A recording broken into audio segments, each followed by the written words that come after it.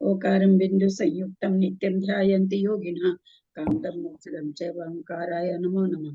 अविरल शब्दगण नौका प्रचालन सकल भूतल कलंका मुनि विरूपासी तिक्ता सरस्वती हर्तन दूरितम अज्ञान कया चक्षुरुन्मिलितं येन तस्मै श्री गुरुवे नमः। श्री परम गुरुवे नमः। परम्पराचार्य गुरुभ्यो नमः। सकल कलुस्मितवसकं श्रेषां परिवर्धकं धर्म संबंधकं भव्य जीवन प्रतिबोधकारकं पुण्य प्रकाशं पापनाशमिदं शास्त्रं श्री पद्म पुराण नामधेयम् अस्य मूल ग्रंथ कर्तार श्री सर्वज्ञ देवास्तद उत्तर ग्रंथ कर्तार श्री गंधर देवा प्रतिगंधर देवा तेषां वचनसार्थं मासाद्य श्रीमत रविसेनाचार्य विरिचितमिदं शास्त्रं श्रोतार सावधानतया शृण्वन्तु। मंगलम भगवान जीवमुनि मंगल सर्व मंगल मांगल्यम सर्व कल्याणकारकम प्रधानम सर्वधर्मानां जैनम जयतु शासनम जैनम जयतु शासनम जैनम जयतु शासनम। सरस्वती नमस्तुभ्यं वरदे कामरूपिणि विद्यारंभं करिष्यामि सिद्धिर्भवतु मे सदा। सिद्धं संपूर्ण भव्यार्थं सिद्धे कारणम् उत्तमं प्रशस्त दर्शन ज्ञान चारित्र प्रतिपादनम् सुरेंद्र मुक्तश्लिष्ट पदपद्मान सुकेश प्रणमामि महावीरं लोकत्रित्यमङ्गलम् प्रणमामि महावीरं लोकत्रित्यमङ्गलम् प्रणमामि महावीरं लोकत्रित्यमङ्गलम्। महावीर भगवान की जय। पद्म पुराण ग्रंथ आज पढ़ रहे हैं जिसके रचयिता रविसेनाचार्य हैं। 22वां पर्व हमारा चल रहा है।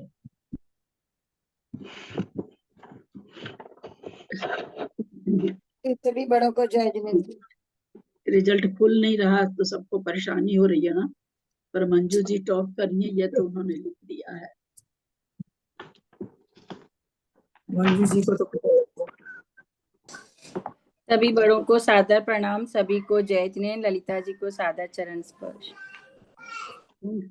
सभी बड़ों को सादर प्रणाम, सभी को जय जिनेंद्र। अंजना जी को बंधन। दीदी को प्रणाम, बड़ों को प्रणाम, सभी को जय जिनेंद्र। दीदी को प्रणाम, सभी को सादर जय जिनेंद्र। संस्कृत पढ़ना है, किसको पढ़ना है? हाँ, मैं शुरू करूं? संस्कृत पढ़ना निशा जी को संस्कृत पढ़ना। हाँ हाँ शुरू करूं ना? हाँ करिए।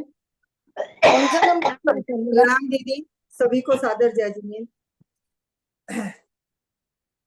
नमे पयो मुचाम व्राते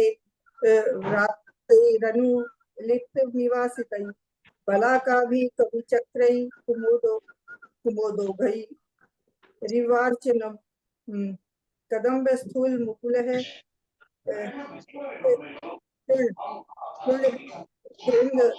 भृंग कदम्ब कह पयोद काल राजस्य यशो गाना विवाह करो नीलांजना व्याप्तम जगत तुंग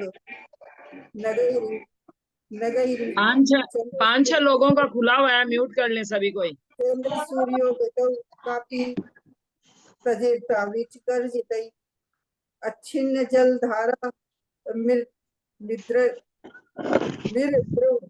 मिर्द्रवतीत नमस्तलम तोषादि बोत्तमान मया प्रभा नानी आपका खुला हुआ है, आप म्यूट कर लें। शशपं कंचुक मावृत्तम जनितम जल पूर्ण समम सर्वम नतोन्नतम अतिवेग प्रवर्तेन प्रखलस्येव चेतसा भूमौ गर्जन्ति तो योगौ व्यायसी घनाघना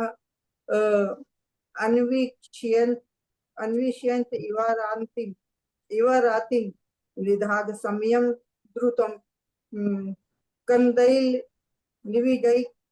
निविगैश्छन्नाधरा निर्झर शोभिन अत्यंत जल मार्यन पतिता जलदा इव स्थली देशेषु दृश्यन्ते स्फुरन्तः शक्रभूकः मञ्चूर्य सूर्यस्य भट्या इव महिङ्गतः चचार वैद्युत्यं तेजो दिक्षु सर्वासु सुन्दरं पूरितं देशं पश्यन् चक्षुरिवाम्बरम्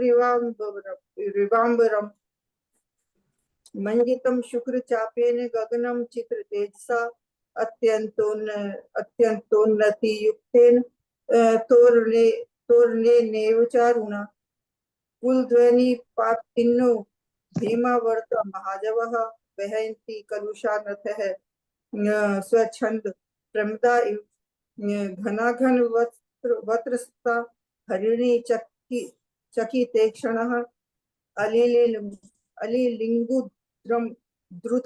अलिलिंगुद्रुतम स्तभानार्थ प्रोषित भ्रतिकः अनुकंपा परः शान्तः निर्गंत मुनि पुंगवः प्रासुक स्थान साध्यः चतुर्मासिक व्रतम श्रितः ग्रहीतां श्रावकै शक्त्यः नाना नियम कारिभी दिगराम वृतम साधु सेवा तत्पर मानसई एवं महति संप्राप्ते सम्ये जलदाकुले निर्ग्रंथौ तौ पिता पुत्रौ यथोक्ता चार कारिणौ वृक्षांध कार गंभीरम बहुल्याल समाकुलम गिरिपाद महादुर्ग रौद्रापि भीतिदम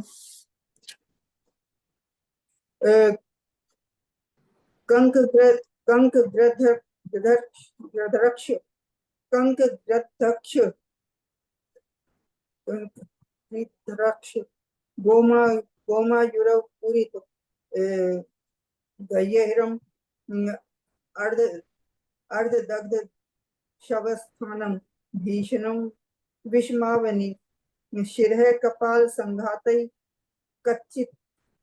कच्चित पांडुरक्षिति वसाति विस्र गंधोग्र वेगवाही समीरणम सादृश्य सभ्रम भीम रक्षोत्पेताल संकुलम तृणगुच्छ लता जाल परिणद्धोरुपादपम प्रथु प्रेतवन धारी वाशाधायां शुचि मानसौ यद द्रक्ष्या परिप्राप्तौ विहरन्तु तपोधनौ चतुर्मासोपवासं तौ क्रियत्वा तत्र निष्प्रभु वृक्षमूले स्थितौ पत्र संग प्रासुकितांधसि पर्यंका सन योगेन कार्योत् सर्गेण जातुचित वीरासनादि योगेन निन्यताभ्याम घनागमे ततः शरद ऋतु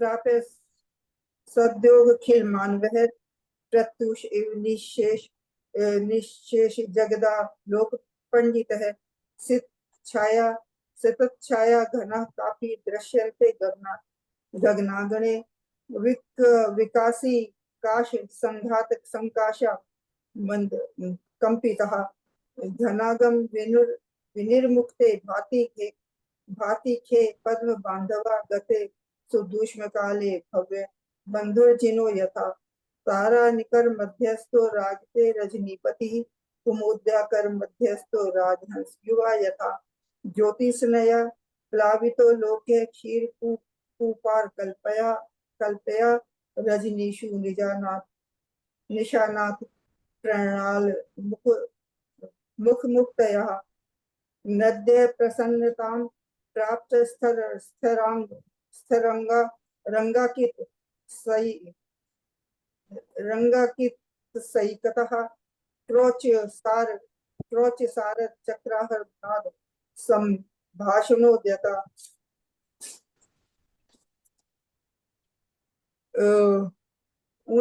उन्मजंती चलत भृंगा सरहसु कमलकरा भव्य संघा इवोन्मुक्ता मिथ्यात्मल संचया ठीक है, लेकिन जब आपकी जाने की हो गई तलेषु तुंग सीमा जी तुंग म्यूट हो हर्मण जाइए।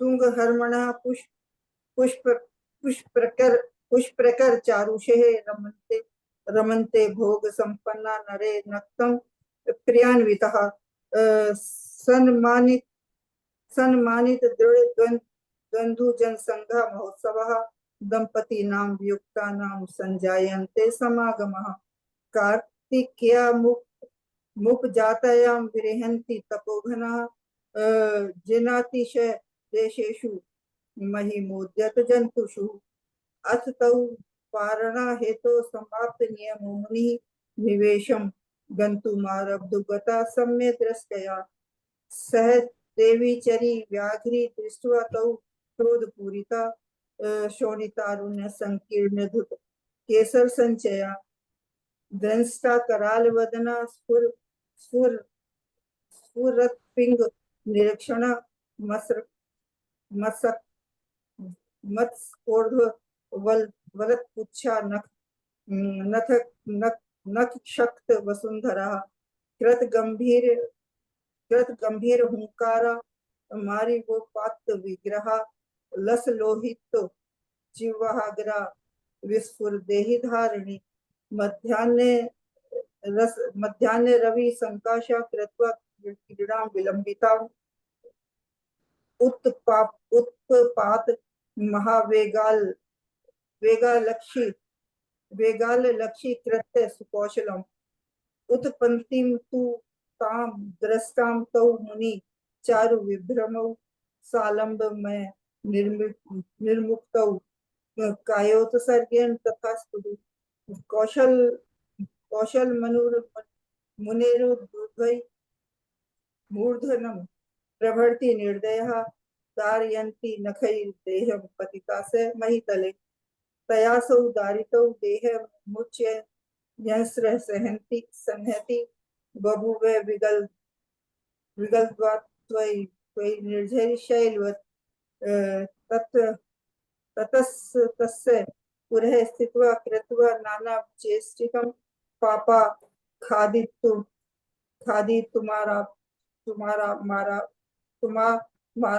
खादितुमारब्धा मुनि मारम्य पादतः पश्य श्रेणिक संसारे सम्मोहस्य विचेष्टितं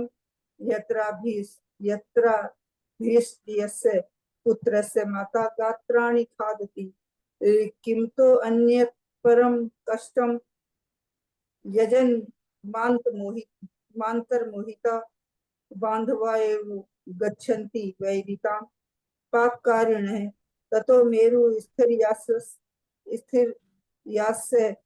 शुक्ल ध्यानाव गाहिनी है उत्पन्न केवल ज्ञानम देह मुक्तनंतरम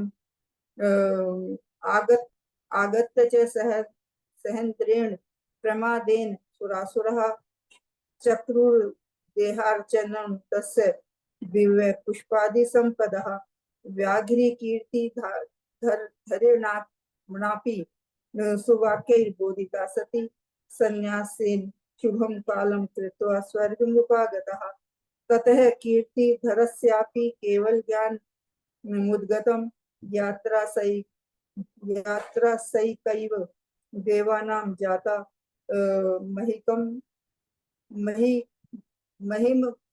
महिमकारिणां महिमानं तं कृत्वा परं कृत्वा केवलस्य सुराः पादौ केवल नोर्नत्वा ययुः स्थानं यथायथं सुकोलस्य महात्म्य भीते यह हुमानिति उपसर्ग विनिर्मुक्तं सुखं जीवस्य चिरं देवे विचित्र मालाय संपूर्ण तम ये सुखम प्रसूता तनियम चारु लक्षणां की कित विग्रहम। हो गया, आगे पढ़ो। मैं पढ़ूं आज? हाँ मंजू जी हिंदी पढ़िए आप। और सरिता जी पांड्या तो नहीं है शायद। मेरा मैंने जब से शुरू हुआ है मैंने एक बार ही हिंदी पढ़ी है बस। आपका हिंदी का नाम नहीं आया है? मैंने हिंदी पढ़ी नहीं है अभी तक। अच्छा, मैं चेक करके देखती हूँ, आपका नाम नहीं लिखा हुआ है क्या, देखती हूँ। संस्कृत मेरा भी मोबाइल नहीं खुला, मैं हूँ। नाम तो लिखा हुआ है। संस्कृत 3-4 बार पढ़िए, हिंदी 1 बार पढ़िए। हाँ, पढ़ी थी शुरू में, 1 बार पढ़ी। अच्छा ठीक। मंजू जी बढ़िया। अथांतर, दीदी को प्रणाम, सबसे जय जी। अथांतर सुकौशल की स्त्री विचित्रमाला ने गर्भ का समय पूर्ण होने पर सुंदर लक्षणों से चिन्हित शरीर को धारण करने वाला पुत्र उत्पन्न किया। चूंकि उस बालक के गर्भ में स्थित रहने पर माता स्वर्ण के समान सुंदर हो गई थी, इसलिए वह बालक हिरण्यगर्भ नाम को प्राप्त हुआ। आगे चलकर हिरण्यगर्भ ऐसा राजा हुआ कि उसने अपने गुणों के द्वारा भगवान ऋषभ देव का समय ही मानो पुनः वापस लाया था। उसने राजा हरि की अमृतवती नाम की सुपुत्री के साथ विवाह किया। राजा हिरण्यगर्भ समस्त मित्र तथा बांधव जनों से सहित था।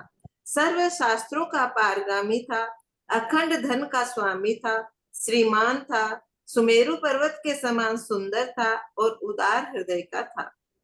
वह उत्कृष्ट भोगों को भोगता हुआ समय बिताता था कि एक दिन उसने अपने भ्रमर के समान काले केशों के बीच एक सफेद बाल देखा। दर्पण के मध्य में स्थित उस सफेद बाल को देखकर वह ऐसा शोक को प्राप्त हुआ मानो अपने आप को भुलाने के लिए यमदूत यहाँ पहुंचा हो। वह विचार करने लगा कि हाय, बड़े कष्ट की बात है कि इस समय शक्ति और कांति को नष्ट करने वाली इस वृद्धा अवस्था के द्वारा मेरे अंग बलपूर्वक हरे जा रहे हैं। मेरा यह शरीर चंदन के वृक्ष के समान सुंदर है, सो वह वृद्धावस्था रूपी अग्नि से जलकर अंगार के समान हो जाएगा। जो वृद्धावस्था रोग रूपी छिद्र की प्रतीक्षा करती हुई चिरकाल से स्थित थी, अब वह पिशाची की नाई प्रवेश कर मेरे शरीर को बाधा पहुंचावेगी। ग्रहण करने में उत्सुक जो मृत्यु व्याघ्र की तरह चिरकाल से बद्ध कर्म होकर स्थित था, वह अब हठात मेरे शरीर का भक्षण करेगा। वे श्रेष्ठ तरुण धन्य हैं जो इस कर्म भूमि को पाकर तथा व्रत रूपी नाव पर सवार हो संसार रूपी सागर से पार हो चुके हैं। ऐसा विचार कर उसने अमृतवती के पुत्र नघूष को राज्य सिंहासन पर बिठाकर विमल योगी के समीप दीक्षा धारण कर ली। चूंकि उस पुत्र के गर्भ में स्थित रहते समय पृथ्वी पर अशुभ की घोषणा नहीं हुई थी, अर्थात जब से वह गर्भ में आया था तभी से अशुभ शब्द नहीं सुनाई पड़ा था, इसलिए वह नघूष इस नाम से प्रसिद्ध हुआ था। उसने अपने गुणों से समस्त संसार को नम्रीभूत कर दिया था। अथांतर किसी समय राजा नघूष अपनी सिंहिका नाम की रानी को नगर में रखकर प्रतिकूल शत्रुओं को बस करने के उत्तर दिशा की ओर गया। वो मैंने कहा ये शुरू हो गया था ना, तेरे चक्कर में ऊपर चली गई। शोभा पांडे जी, दीदी शोभा को बोल पांडे के जी तो म्यूट आई। हो जाइए।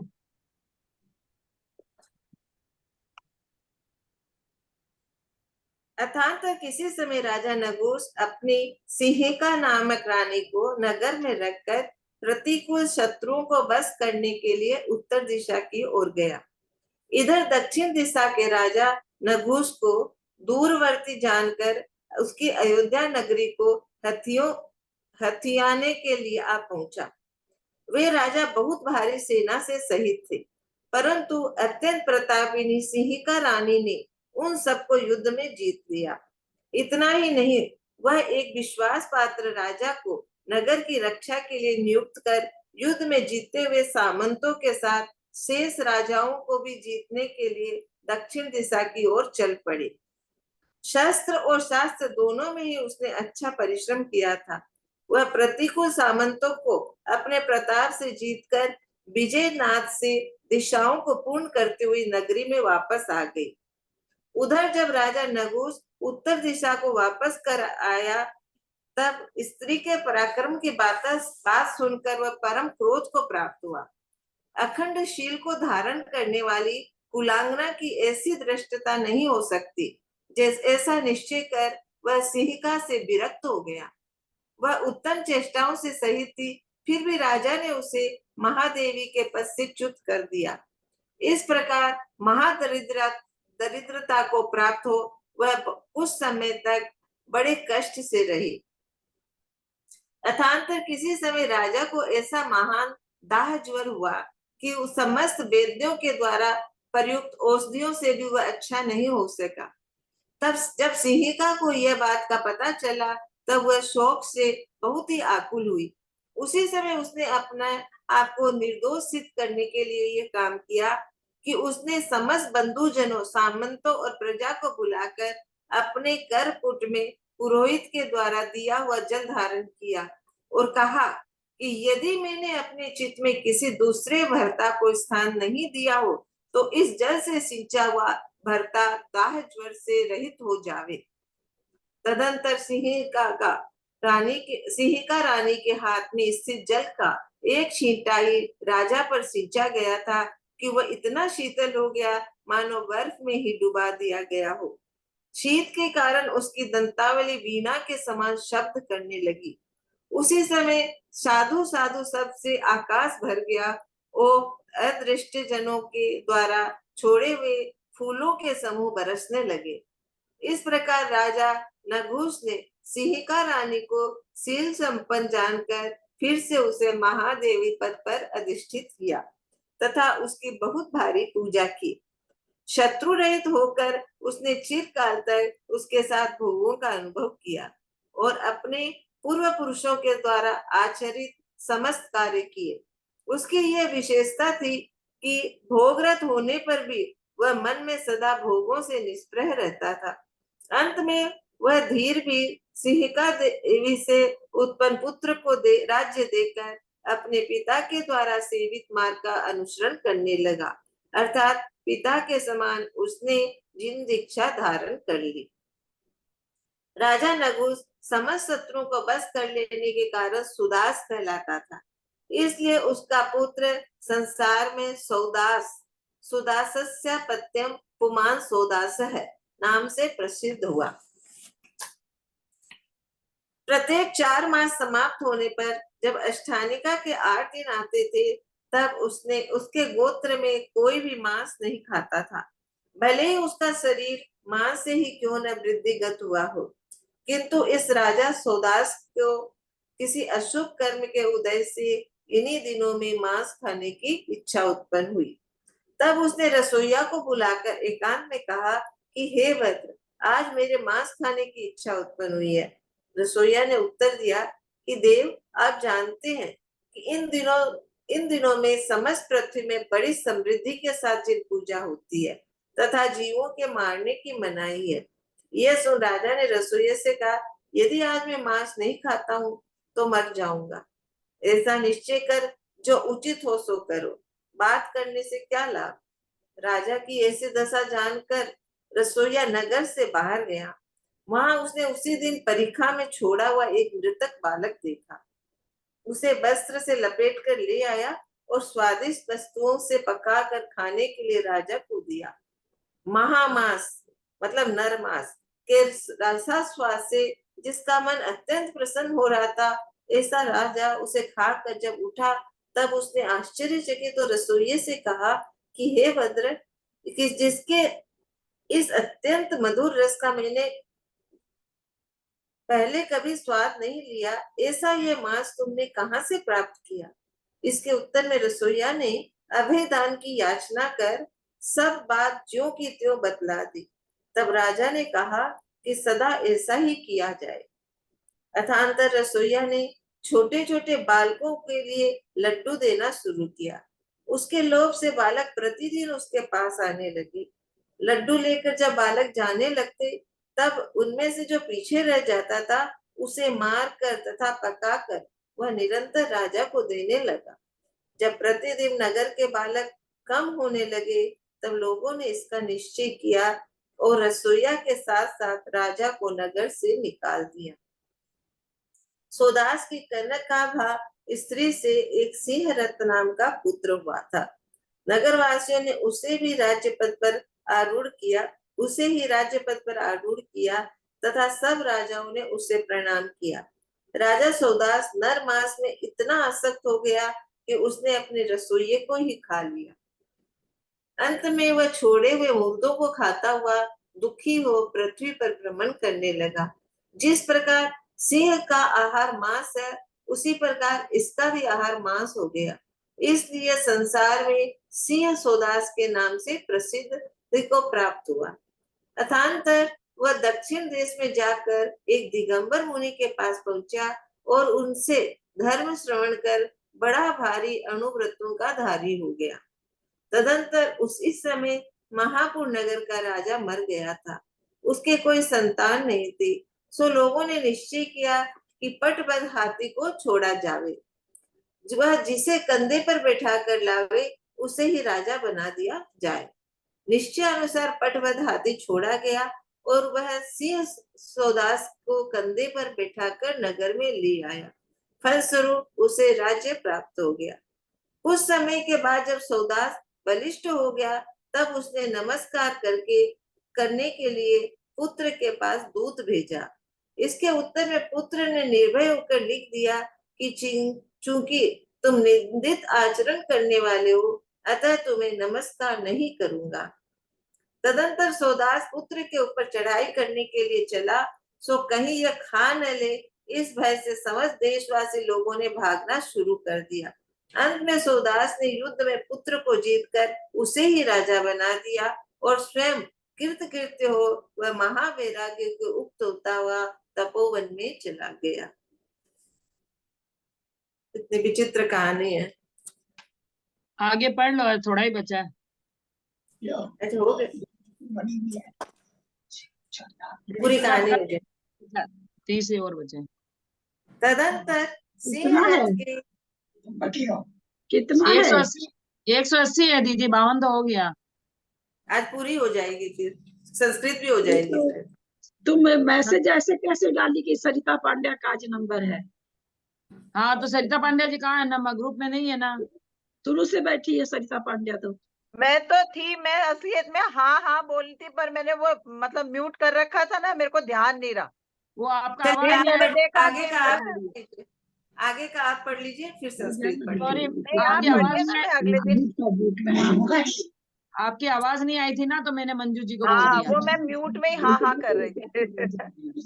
फिर मैंने देखा कि आवाज क्यों नहीं सुन रहे, तो मैंने देखा मैंने म्यूट कर रखा है। तो बोल रही हूँ कि आपकी आवाज है, लेकिन मैं बोली ठीक है, आप पढ़ लीजिए सरिता जी। नहीं, आप पढ़िए ना, मैं कल बाद में पढ़ लूंगी ना। पढ़िए ना, क्या है एक अच्छा, नहीं, आप पढ़िए ना। ठीक। तदंतर सिंह रथ के ब्रह्मरथ के चतुर्मुख के हेमरथ और सतरथ के मानधाता के वीरसेन के प्रतिमन्यु के दीप्ति से सूर्य की तुलना करने वाला कमलबंधु के प्रताप से सूर्य के समान तथा समस्त मर्यादा को जानने वाला रविमन्यु के बसंत तिलक के कुबेरदत्त के कीर्तिमान कुंथु भक्ति के सरभरथ के द्विरदरथ के सिंह दमन के हिरण्यकशिपु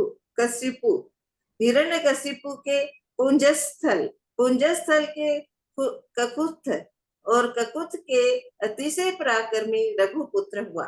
इस प्रकार इक्ष्वाकु वंश में उत्पन्न हुए राजाओं का वर्णन किया। इनमें से अनेक राजा दिगंबर व्रत धारण कर मोक्ष को प्राप्त हुए।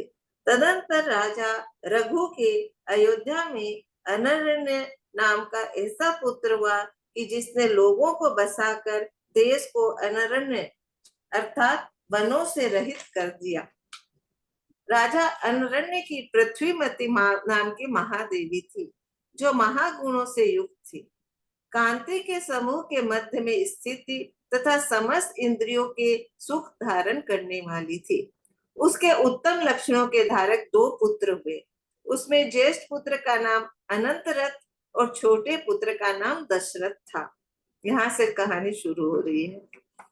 महिष्मति के राजा सहस्त्र रश्मि की अनरण्य के साथ उत्तम मित्रता थी। परस्पर के आने जाने से जिनका प्रेम वृद्धि को प्राप्त हुआ था, ऐसे दोनों राजा अपने अपने घर सोधर्म और ईशानेन्द्र के समान रहते थे। अथांत रावण से पराजित होकर राजा सहस्त्र रश्मि प्रतिबोध को प्राप्त हो गया, जिससे उत्तम संवेग को धारण करते हुए उसने जिनेश्वरी दीक्षा धारण कर ली। दीक्षा धारण करने से पहले उसने राजा अनरण्य के पास दूत भेजा था। उससे सब समाचार जानकर राजा अनरण्य, जिसे उत्पन्न हुए 1 माह ही हुआ था, ऐसे दशरथ के लिए राज्य लक्ष्मी सौंपकर अभय सेन नामक निर्ग्रंथ महात्मा के समीप ज्येष्ठ पुत्र अनंत रथ के साथ अत्यंत निष्प्रिय हो दीक्षित हो गया था। ये कहानी पहले आई हुई थी अपन की। अनरण्य मुनि तो मोक्ष चले गए और अनरथ मुनि सर्व प्रकार के परिग्रह से रहित तो यथा योग पृथ्वी पर विहार करने लगा। अनंत रथ मुनि अत्यंत दुस्सह 22 परिसरों से क्षोभ को प्राप्त नहीं हुए थे, इसलिए पृथ्वी पर अनंत वीर इस नाम को प्राप्त हुए। अथांत राजा दशरथ ने नव यौवन से सुशोभित तथा नाना प्रकार के फूलों से सुभूषित पहाड़ के शिखर के समान ऊंचा शरीर प्राप्त किया। तदंतर उसने दर्भ स्थल नगर के स्वामी तथा सुंदर विभ्रमों को धारण करने वाली राजा सुकौशल की अमृत प्रभावा नाम की उत्तम स्त्री से उत्पन्न अपराजिता नाम की पुत्री के साथ विवाह किया। अपराजिता इतनी उत्तम स्त्री थी कि स्त्रियों के योग्य गुणों के द्वारा रति भी उसे पराजित नहीं कर सकी थी। तदंतर कमल संकुल नाम का एक महासुंदर नगर था। उसमें सुबंधु तिलक नाम का राजा राज्य करता था। उसकी इस मित्रा नाम की स्त्री थी। उन दोनों के कैकेयी नाम की गुणवती पुत्री थी। ये कौशल्या का नाम उन्होंने अपराजिता दिया है ना दीदी, अपराजिता। वह इतनी सुंदर थी कि उसके नेत्र रूपी नील कमलों की माला से मस्तक माला रूप हो गया था। चूंकि वह मित्रा नामक माता के उत्पन्न हुई थी, उत्तम चेष्टाओं से युक्त थी तथा रूपवती थी, इसलिए लोक में सुमित्रा इस नाम से प्रसिद्धि को प्राप्त हुई थी। राजा दशरथ ने उसके साथ भी विवाह किया था। इनके सिवाय लावण्य रूपी संपदा के द्वारा लक्ष्मी को भी लज्जा उत्पन्न करने वाली सुप्रभा नाम की एक अन्य राजपुत्री के साथ भी उन्होंने विवाह किया था। राजा दशरथ ने सम्यक दर्शन तथा परम वैभव से युक्त राज्य उन दोनों वस्तुओं का प्राप्त किया था। प्रथम तो सम्यक दर्शन है, उसे वह रत्न समझता था, और अंतिम जो राज्य था उसे तृण मानता था। इस प्रकार मानने का कारण यह है कि यदि राज्य का त्याग नहीं किया जाए तो उससे अधोगति होती है, और सम्यक दर्शन के सुयोग से निसंदेह उर्गति होती है। भरतादि राजाओं ने भी जो पहले जिनेन्द्र भगवान के उत्तम मंदिर बनवाए थे, वे यदि कहीं भग्नावस्था को प्राप्त हुए थे तो उन रमणीय मंदिरों को राजा दशरथ ने मरम्मत कराकर पुनः नवीनता को प्राप्त कराई थी। यही नहीं, उसने स्वयं ही ऐसे जिन मंदिर बनवाए थे जिनकी कि इंद्र स्वयं स्तुति करता था, तथा रत्नों के समूह से जिनकी विशाल कांति स्फुरायमान हो रही थी। गौतम स्वामी राजा श्रेणिक से कहते हैं कि हे राजन, अन्य भावों में जो धर्म का संचय करते हैं वे देवों की अत्यंत रमणीय लक्ष्मी प्राप्त कर संसार में पुनः राजा दशरथ के समान भाग्यशाली जीव होते हैं, और सूर्य के समान कांति को धारण करते हुए समृद्धि को प्राप्त होते हैं। इस प्रकार आर्ष नाम से प्रसिद्ध रवि सेनाचार्य द्वारा कथित पर्वचरित में सुकौशल स्वामी के महात्म्य से उक्त राजा दशरथ की उत्पत्ति का कथन करने वाला 22वां पर्व समाप्त हुआ।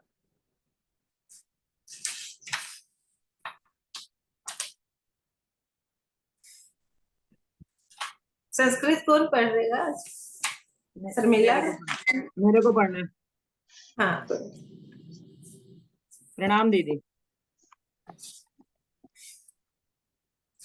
देवो विचित्रमालाथ संपूर्णे समये सुखम प्रसूतातनीयं चारु लक्षणांकिति विग्रहम् हिरण्य रुचिरा माता तस्मिन् गर्भे स्थिते भवत् यतो हिरण्य गर्भाख्या मतोऽसो सुन्दरो गतम् नाभेय समयस्त्वेन गुणे पुनरिवाहत हरे स तनीयां लेभे नाम्नां मृतव्रती सुवाम् सुहृदया बान्धव संपन्न सर्वशास्त्रार्थ पारग अक्षीण द्रवेण श्रीमान हेम पर्वत सन्निभ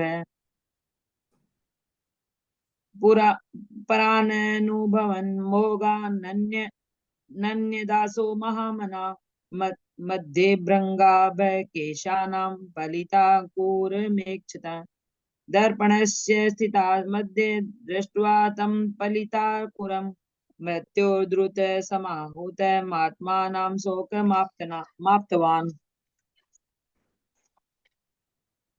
अचिन्तयश्च या कष्टं बलादङ्गानि मेनया सक्ते कान्ते विनाशिन्या वन्यापन्यते जरसाधुना चन्दनद्रुम सङ्काश कायोपयमधुना मम जराज्वलन दग्धोऽङ्गार कल्पो भविष्यति तर्कयन्ति रुजा छिद्रं या स्थिता समयं चिरं पिशाची वाधुना सा मे शरीरं बाधयिष्यति चिरं बद्ध क्रमो योत्थाद् व्याघ्रवद ग्रहणोत्सुक मृत्यु स मेधुना देहं प्रसभं भक्षयिष्यति कर्मभूमिमिमां प्राप्य धन्यास्ते युगपुङ्गवा व्रतपोतं समारुह्य तेरुर्ये भवसागरम् इति संचिन्त्य विनश्य राज्ये मृतवती सुतं नगुसाख्यं प्रववार्ज पार्श्वे विमलयोगिने स घोषितं यतस्तस्मिन् गर्भसस्ते शुभं भुवि नगुशोषो अततः ख्यातो गुणनामितविष्टप स जयां सिंहिकाभिख्यां स्थापयिता पुरे ययो उत्तरां ककुम्भं जयितुं सामन्तान् प्रत्यवस्थितान् दूरीभृतनपदत्वा दाक्षिणात्या नराधिपा पुरी ग्रहीतुमाजमुर्विनीता भूरिशादना रणे विजित्य तान् सर्वान् सिंहक्रान्ति प्रतापिनी स्थापयित्वा दृढस्थाने माप्ततरं नृपम् सामन्ते निर्जिते सार्धे जेतुं शेषान् नराधिपान् जगां दक्षिणामाशं शस्त्रशास्त्र कृतश्रमाम् प्रतापेनैव निर्जित्य सामन्तान् प्रत्यवस्थितान् आजगाम पुरीं राज्ञी जय निस्वनपूरिता नघुषोऽप्युत्तरामाशां वशीकृत्य समागत कोपं परममापन्न श्रुतदार पराक्रम विखिण्डितशीलाया नेद्राश्चर्य कुलाश्रिया भवतीति विनिश्चित्य सिंहिकायां व्यरज्यत महादेवी पदात् साथ चाविता साधु चेष्टिता महादरिद्रतां प्राप्ता कालं कञ्चिदवस्थिता अन्यदाथ महादार जरोभूत प्रतिभीप्यते सर्वे वेद्य प्रयुक्ता नामो सदा नाम गोचर सिंहिकातं तथा भूत ज्ञात्वा शोक समाकुला स्वयं च शोधयितुं साध्वी क्रिया मेतां समासिता समाहुराखिलान् बन्धून् सामन्तान् प्रकृतिस्तथा करकोशे समादाय यारी दत्तं पुरोदशा जगाद यदि मे भ्रता नान्यश्चेत्सपि स्थितः ततः सिक्तो नम्बो नानेन राजास्तु विगतज्वर ततोऽसौ सिक्तमात्रेण अस्मिन् तत् करोदकशिखरे दन्तवीणाकृतस्वानो हिमवग्न इवाभवत् साधु साध्विति शब्देन गगनं परिपूरितं अदृष्ट न निर्मुक्तेष्टवष्ट सुमनसां च इति तां शीलसम्पन्नां विज्ञाय नरपुङ्गव महादेवी पदे भूय कृतपूजां प्रतिष्ठित अनुभूय चिरं भोगान् तया सा धर्मकण्टक निःशेष पुरजाचारं कृत्वा मनसि निःस्पृह सम्भूतं सिंहिका देवां सुतं राजे निनायस जगां पदवीं विरोकजनकेन निषेविताम् नगुष्य सुतो यस्मात् सुदासीकृत विस्मिन सोदास इति तेनासो भुवने परिकीर्तित तस्य गोत्रे दिनाष्टो चतुर्मासी समाप्तिसु भुक्तं न केनचिन्मासमपि मासे दीतान्मना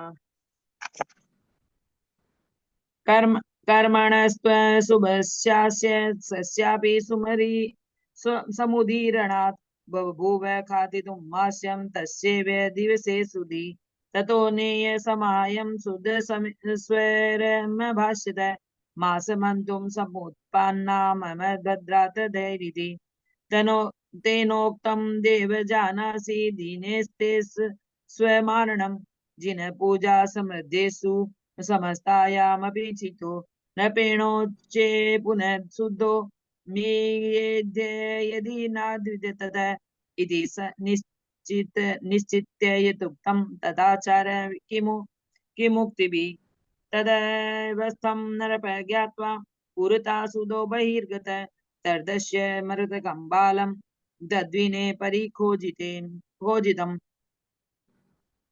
त्वं वस्त्रामृतमानीयं संस्कृत्य साधुच्च वस्तुभिः नरेन्द्राय ददावत्तु मनुष्ये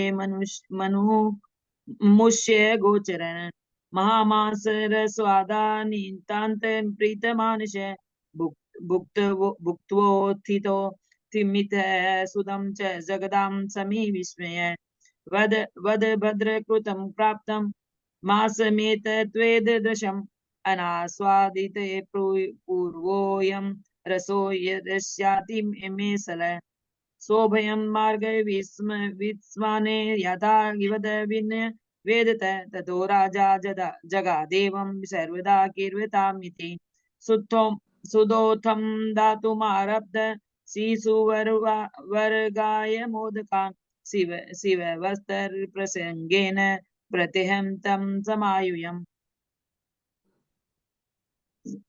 गृहीता मोदकान् यातां शिशूनां पश्चिम ततः मारयित्वा ददौ सुदो राज्ञे संस्कृते सन्ततं प्रत्ययचीनमानेषु पौरबालेषु निश्चित सुदेन सहितो राजा देशान् पौरे निराकृत कनकामासमुत्पन्न तस्य सिंहरथसुत राज्ये वस्थितापित पौरे प्रणत सर्वपार्थिवे महामास सासक्त सोदासो जगदसुदक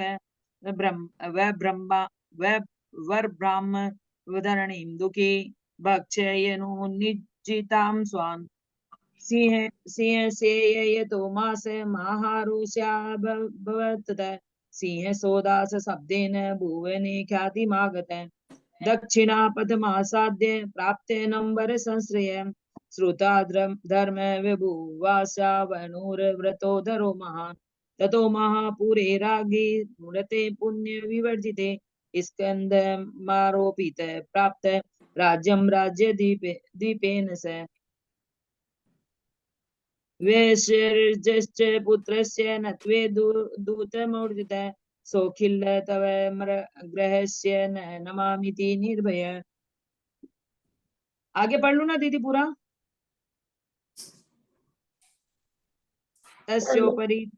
तस्योपरि ततो याति सोदासे विषयोखिल प्रपलायितो मारेभे च भक्षण द्रास्य कंपित स जित्वा तनयं युद्धे राज्येन नश्य पुनः कृति महासंवेग संपन्न प्रविवेश तपोवनम् ततो ब्रह्मरथो जातश्चतुस्रवक्त्रस्ततो तस्मार्धे मरथो यज्ञे जातः रथस्तुतः उपपादि प्रथुस्तस्माद् जस्तस्मात् पयोरथ बभूवेन्द्र रथोपोस्मादीननाथ रथस्तुतः मन्धाता वीरसेनश्च मति प्रतिमुन्यस्ततः क्रमात् नाम्ना कमलबन्धुश्च दीप्त्या कमलबान्धव प्रतापेन रवेस्तुल्य समस्त स्थिति कोविद रविमुन्युश्च विज्ञेयो बसंत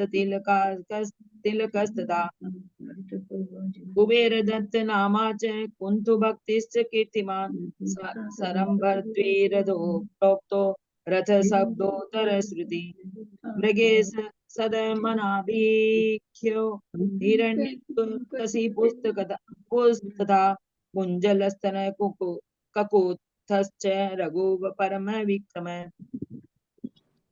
इति इक्ष्वाकुकुलोद्भूता कीर्तिता भुवनाधिपा भूरिश्रोत्र गता मोक्षं कृत्वा दिगम्बरं व्रतम् आसीततो विनीतायाम नरण्यो महानप अनरण्य नकृतो येन देशो वासतया जनम्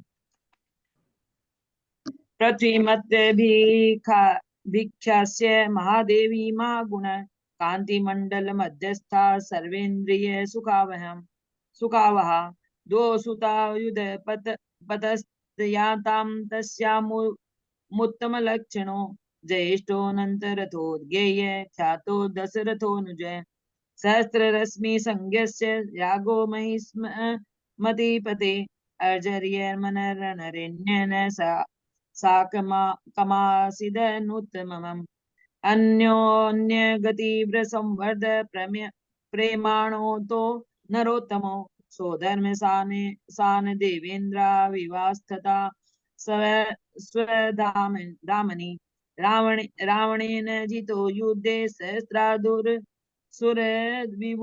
विबुद्धवान् दीक्षा जेनेश्वरी माप विव्रत संवेगमुन्यतम् दूता तद प्रेषिता ताज ज्ञात्वा तद वृतान्तमसेत् मास जाते श्रिया नस्य नार्पितस रथे वृषम् सकाशे भयसेनस्य निर्गन्थस्य महात्मन राजानन्तर रथे नामा प्रभवाताजिति निस्पृह अन्यरण्यो गमन मोक्ष मनन्तस्य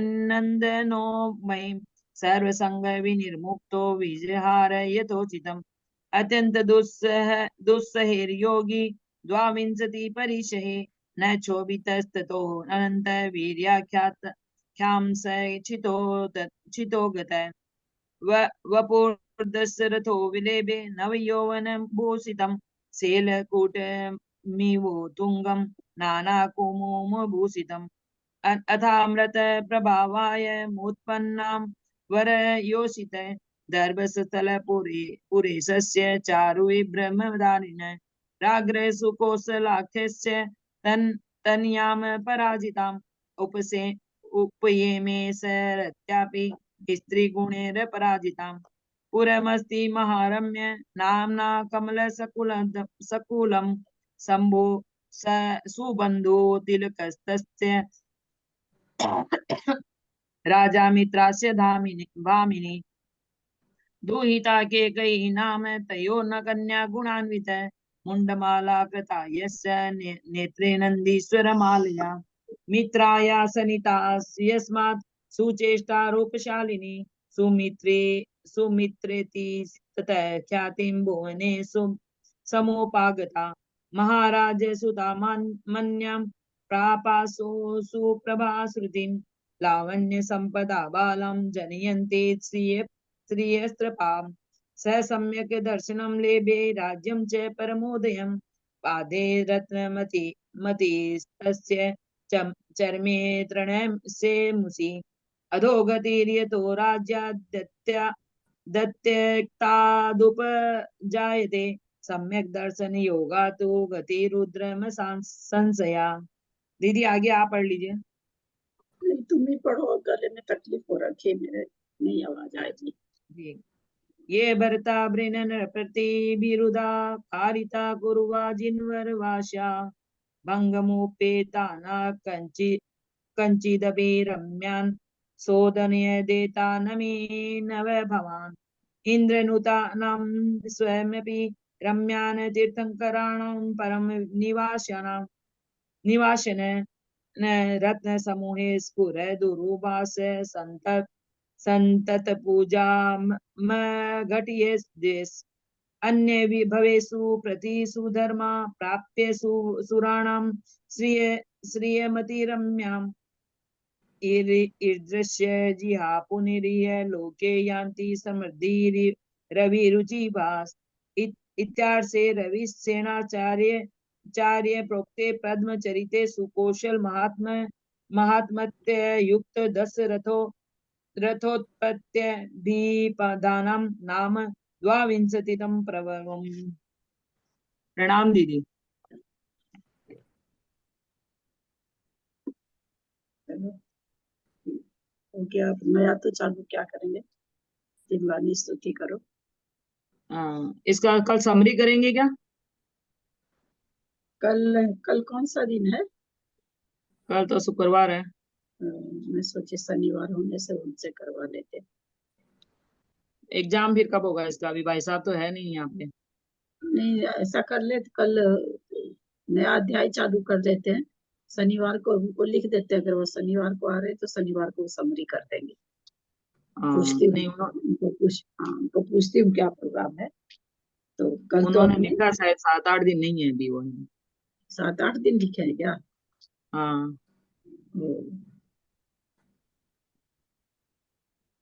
ठीक है, बात करके कल भी दूसरा कर लेते हैं एक बार शुरू। परीक्षा भी आने के बाद ही होगा, तो कल 23वां पर्व चालू कर लेंगे। परीक्षा के पहले समरी कराएंगे तो ठीक रहेगा। ऐसे तो समरी अभी करोगे तो कोई फायदा नहीं होगा, कुछ भी ठीक है, आप बात कर लीजिए। हाँ ठीक है। नहीं भी तो 23वां तो शुरू करना ही पड़ेगा कल।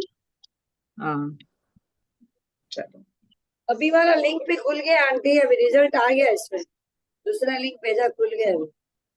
अच्छा,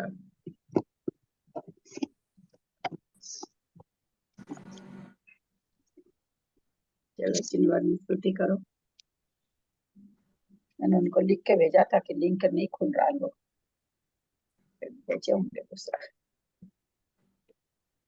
करो जिन्हवानी स्तुति करो। हाँ, 1 मिनट निकाल रही हूँ।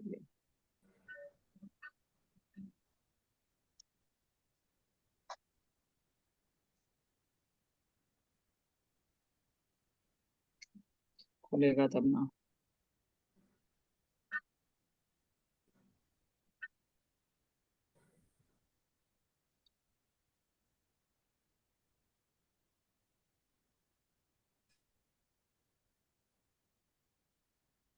बोले द्वादशांग जिनवाणी माता की जय।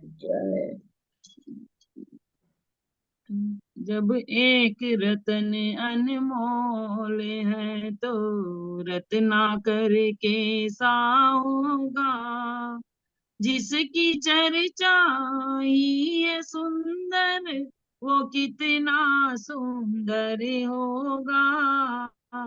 एक रतन अनमोल है तो रत्ना करके साऊंगा, जिसकी चर्चा ही है सुंदर वो कितना सुंदर होगा।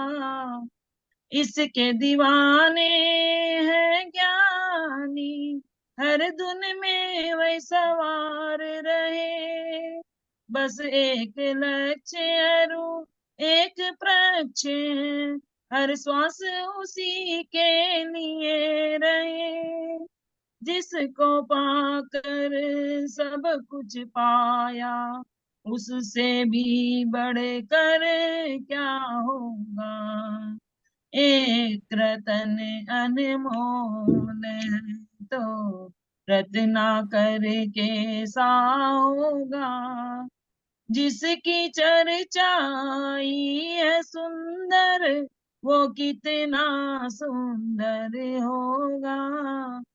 जो वाणी के भी पार कहा है, मन भी थक करके रह जाए।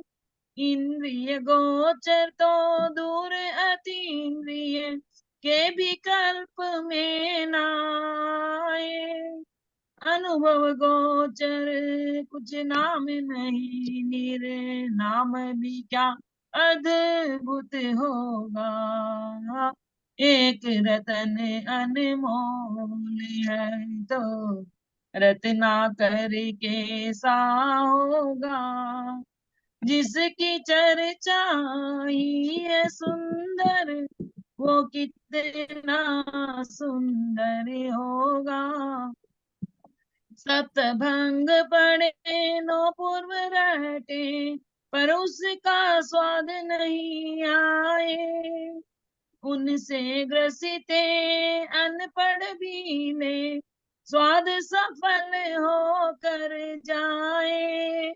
जड़ पुद्गल तो अनजान स्वयं है, वो ज्ञान तुझे कैसा देगा। एक रतन अनमोल है, तो रत्नाकर कैसा होगा, जिसकी चर्चा ही है सुंदर, वो कितना सुंदर होगा। जिसकी महिमा प्रभु की वाणी, जाति मन मोह को लहराए। जो साम्य गुणों के रत्नाकर, सब है परमेश्वर परमाए। तू माने या ना भी माने, परमात्म पना सम ना होगा। एक रतन अनमोल है, तो रत्नाकर कैसा होगा, जिसकी चर्चा ही है सुंदर, वो कितना सुंदर होगा।